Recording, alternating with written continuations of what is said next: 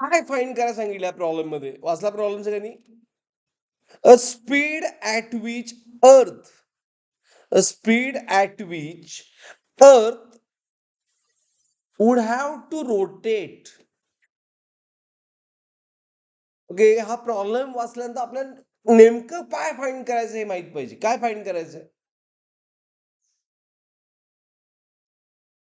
कोण सांगणार? Weight find करायचं. हा, काय फाइंड करायचं? आपल्याला स्पीड फाइंड करायचं आहे. या प्रॉब्लेम मध्ये काय फाइंड करायचं आहे? ओमेगा फाइंड करायचं आहे. स्पीड ॲट विच, आता स्पीड ॲट विच अर्थ should have rotated about its axis so that person weight on इक्वेटरचं वेट किती आहे? दिलंय किती? 3/5 इट्स ऍक्च्युअल वेट. बरोबर आहे ना? मग फॉर्म्युला फॉर वेट काय असतोय? एम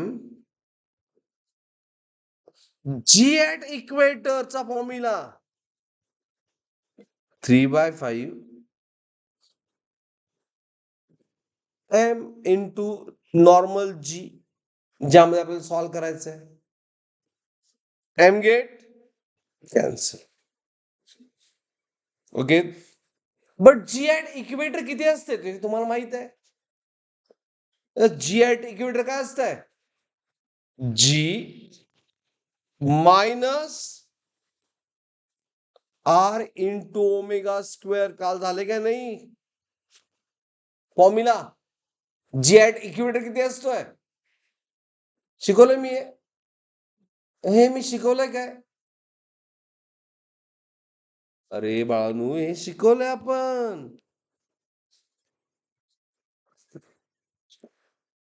काल लिहून घेतलंय परत तुम्ही. ओके, शिकवलं का नाही? मग आता मॅथ सांगा, मग नंतर बघूया आपण शिकवलं का नाही. हा, जी मायनस 3/5g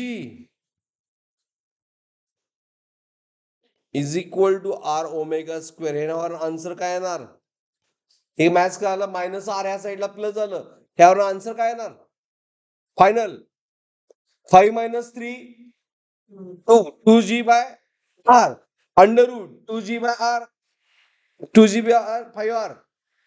कुठे येते? 2g A, option A. असं लगेच कळायला पाहिजे. आता मी सॉल्व्ह करतो. 5 मायनस 3 2g आणि हे आर डिवाइड झालं बघा आता.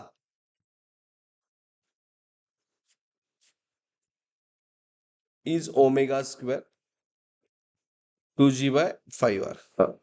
आणि त्यामुळे आन्सर ओमेगाचं किती आलं? Under root 2g upon 5r. घ्या. Is it clear?